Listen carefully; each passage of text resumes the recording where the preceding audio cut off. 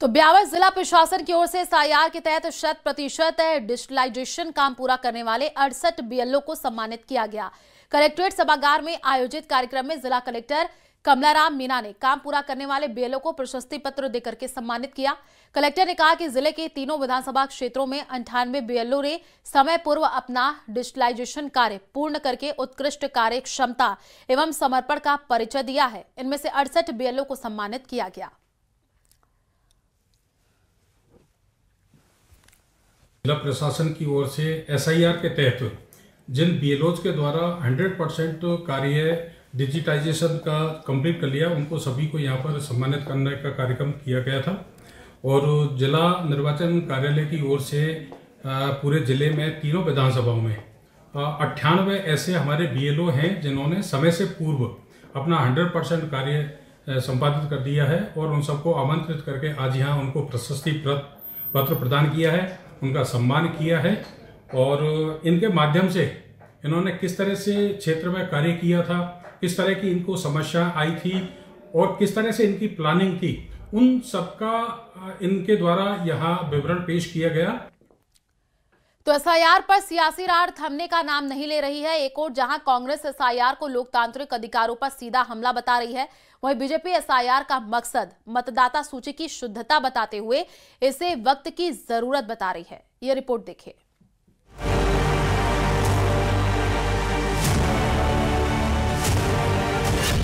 SIR पर सियासी टकरार। कांग्रेस ने कहा दलित वंचित का छीना जा रहा मताधिकार। बीजेपी ने कहा एसआईआर वक्त की दरकार। रार जारी, सियासत भारी। आज जो एसआईआर का एक प्रोपेगंडा भाजपा सरकार चुनाव आयोग के माध्यम से कर रही है, उसका जो सीधा सीधा नुकसान हो रहा है वो गरीबों को, दलितों को, पिछड़ों को, घुमंतू जातियों को, मजदूरों को हो रहा है। एसआईआर को कांग्रेस शुरू से ही मताधिकार छीनने के लिए बीजेपी और चुनाव आयोग का इजाद किया तरीका बता रही है। हाल ही में बिहार में एसआईआर के तहत प्रकाशित ड्राफ्ट वोटर लिस्ट से लगभग 65 लाख नाम हटाए गए, जिन्हें विपक्ष ने लोकतांत्रिक अधिकारों पर हमला मान लिया। लेकिन चुनाव आयोग ने सुप्रीम कोर्ट में स्पष्ट किया कि ड्राफ्ट रोल में नाम न होना विलोपन नहीं है, बल्कि प्रारंभिक सूची भरने की एक प्रक्रिया है। जो नाम हटाए गए हैं वे अपनी पहचान और दस्तावेजों के जरिए दोबारा सूची में जोड़े जा सकते हैं। यही वजह है कि विपक्ष पर बीजेपी आक्रामक तेवर अख्तियार किए हुए है। ऐसा नहीं है, एसआईआर की जो प्रक्रिया है शुद्ध रूप से अगर देखा जाए तो फर्जी वोटर्स को हटा करके एक शुद्ध वोटर लिस्ट है उसका निर्माण करना, उसको बनाना, उसको फेयर करना, ये है एसआईआर का काम। एसआईआर का काम पहले भी हुआ है, मुझे लगता है इंदिरा गांधी जी के समय भी हुआ है, राजीव गांधी जी के समय में हुआ है, उस समय इनका विरोध नहीं था। बुधवार को जयपुर में हुए यूनिटी मार्च कार्यक्रम में हवा महल विधायक बाल मुकुंद आचार्य ने न्यूज 18 से खास बातचीत करते हुए एसआईआर को इस समय देश की सबसे बड़ी जरूरत करार दिया। विधायक ने कहा कि उनके अपने विधानसभा क्षेत्र हवा महल सीट पर विधानसभा चुनाव के दौरान 15 से 20 हजार फर्जी वोटर निकले। एसआईआर यानी जो भारी घुसपैठियां, रोहिंग्या, बांग्लादेशी फर्जी कागज बनाकर इस देश के लोगों का जो अधिकार है, जो लाभ है, उसको छीनने का जो काम कर रहे हैं, उनके लिए बड़ा महत्वपूर्ण है।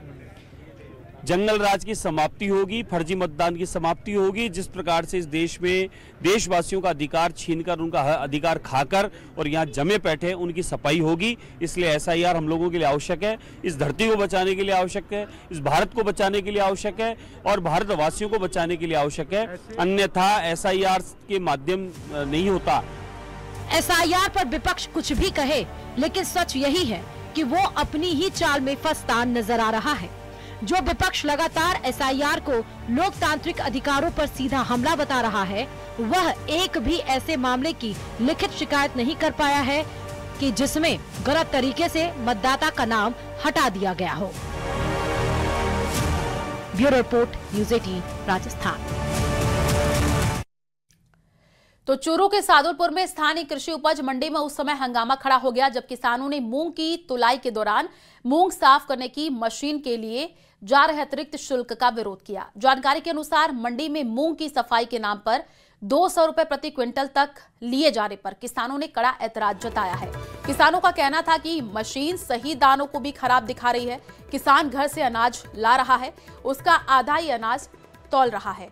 मैं साथ ही उन्होंने कैंसिल किए गए टोकन बहाल करने और तुलाई में 2 से 5% तक छूट देने की मांग भी उठाई है। रखी हुई है सोसाइटी ने, उस मशीन में हम देख के आए हैं 10 क्विंटल में से 3 क्विंटल बढ़िया निकाल लिए और 7 क्विंटल साइड में निकाल रही है। तो इस हालत में हम मांग करने आए हैं राज्य सरकार से एसडीएम के मार्फत, अगर हमारी फसल उपयोग लायक है ही नहीं है तो हमें क्लेम दिया जाए, नहीं हमारी संपूर्ण फसल है वो तोली जाए।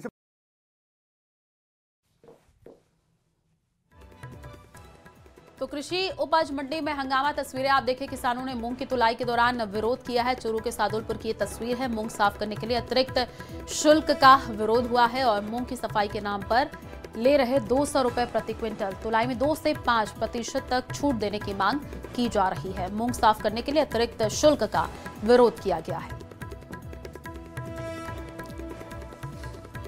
तो चूरू के सादुलपुर की तस्वीर, मूंग साफ करने के लिए अतिरिक्त शुल्क का विरोध किया जा रहा है। तस्वीरों से आप अंदाजा लगाइए कि लोग किस तरीके से पहुंचे। ज्ञापन भी सौंपा गया है। तुलाई में 2 से 5% तक छूट देने की मांग की जा रही है।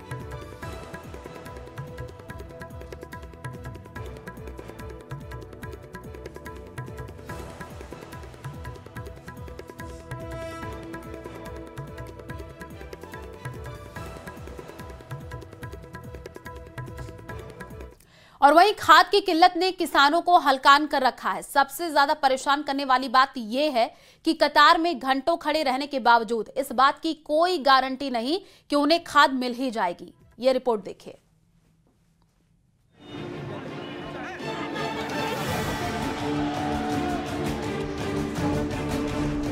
कहीं लंबी कतार, कहीं ताले खुलने का इंतजार।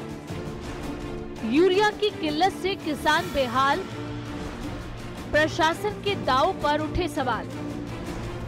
खाद के लिए मारामारी, अन्नदाताओं पर आफत भारी। सूबे में डीएपी और यूरिया का संकट बना हुआ है। किसानों को अपनी रबी की फसल की बुआई के महत्वपूर्ण समय में खाद के लिए लंबी कतारों में लगना पड़ रहा है। इसके बावजूद उन्हें पर्याप्त मात्रा में खाद नहीं मिल पा रही है। तस्वीरें कोटपुतली की हैं। कतारें इतनी लंबी हैं कि अच्छों का सब्र जवाब दे जाए, लेकिन अन्नदाता भूखे प्यासे लाइन में खड़े रहने के लिए मजबूर हैं। जैसे ही खाद उपलब्ध होने की सूचना मिलते ही किसान दौड़ते भागते वितरण केंद्र पर पहुंच गए, लेकिन घंटों लाइन में लगने के बावजूद ज्यादातर किसानों को खाद नहीं मिल पा रही। किसानों का आरोप है कि भूखे प्यासे लाइन में खड़े रहने के बावजूद उन्हें सिर्फ धक्का मुक्की और अव्यवस्था ही मिलती है।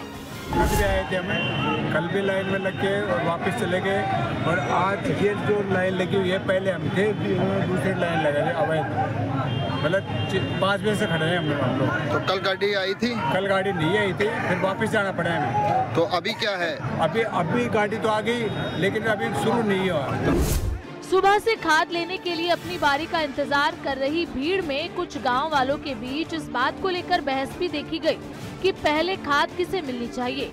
हालांकि मौके पर मौजूद स्टाफ ने वक्त रहते स्थिति को संभाल लिया। किसानों ने प्रशासन से मांग की कि खाद की पर्याप्त आपूर्ति सुनिश्चित की जाए, वितरण केंद्रों पर उचित व्यवस्था हो और खाद की कालाबाजारी करने वालों के खिलाफ सख्त कार्रवाई की जाए।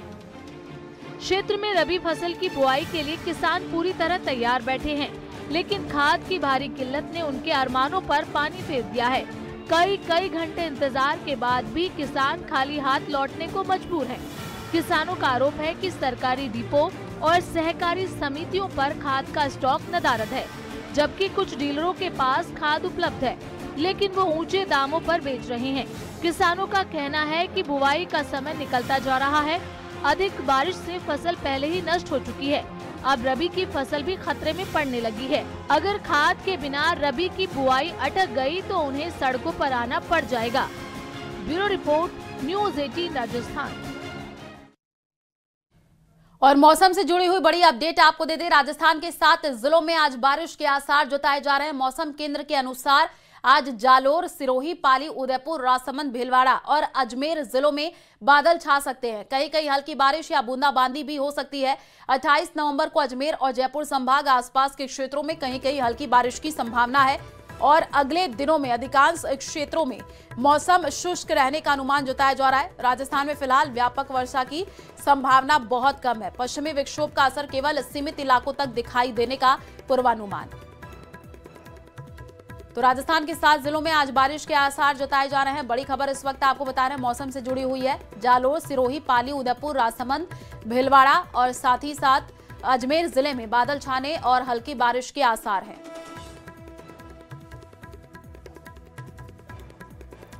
और अगली खबर कोटा से है, जहां तेज सर्दी का असर दिखने लगा है। कोटा में घने कोहरे के चलते सुरक्षित संचालन की दृष्टि से कोटा मंडल से होकर के गुजरने वाली 4 पैसेंजर गाड़ियां निरस्त की गई हैं। ये गाड़ियां 1 दिसंबर 2025 से 28 फरवरी 2026 तक निरस्त रहेंगी।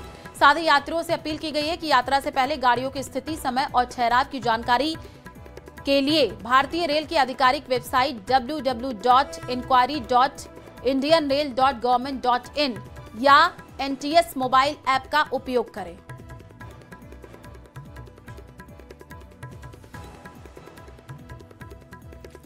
तो कोहरे के कारण देखिए 4 पैसेंजर गाड़ियां निरस्त। कोटा से ये जानकारी है। 1 दिसंबर से 28 फरवरी 2026 तक ये जो गाड़ियां हैं वो निरस्त रहेंगी। यात्रा से पहले गाड़ियों की स्थिति जानने की अपील की गई है। कोहरे के कारण 4 पैसेंजर गाड़ियां निरस्त रहने वाली हैं।